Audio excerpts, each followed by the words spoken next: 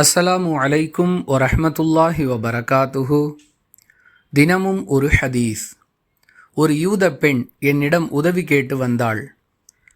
அப்பொழுது அவள், கபருடைய வேதனையை விட்டும் அல்லாஹ் உம்மை காப்பாற்றுவானாக என்று கூறினாள். நான் இது பற்றி தெரிந்து கொள்வதற்காக ரசூலுல்லாஹி ஸல்லல்லாஹு அலைஹி வஸல்லம் அவர்களிடம், மனிதர்கள் கபறுகளில் வேதனை செய்யப்படுவார்களா என்று கேட்டேன்.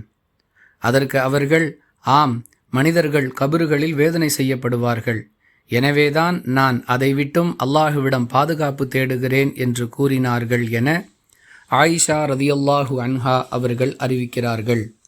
நூல் புகாரி, ஹதீஸ் எண் 1049.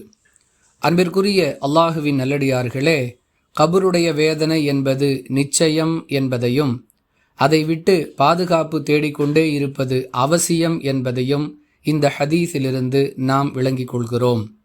தொழுகையின் இறுதி அத்தஹியாத்து இருப்பு மற்றும் தொழுகையை முடித்த பிறகு ஆகிய சந்தர்ப்பங்களில் ரசூலுல்லாஹி ஸல்லல்லாஹு அலைஹி வஸல்லம் அவர்கள் கபர் வேதனையை விட்டும் பாதுகாப்பு தேடி அல்லாஹுவிடம் பிரார்த்தனை செய்திருக்கிறார்கள் என்பதை ஹதீஸுகளிலிருந்து அறிந்து கொள்கிறோம்.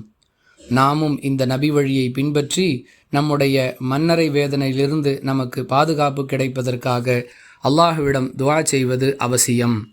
வாஹிர் தஅவானா அனில் ஹம்துலில்லாஹி ரப்பில் ஆலமீன். அஸ்ஸலாமு அலைக்கும் வரஹ்மத்துல்லாஹி வபரகாத்துஹு.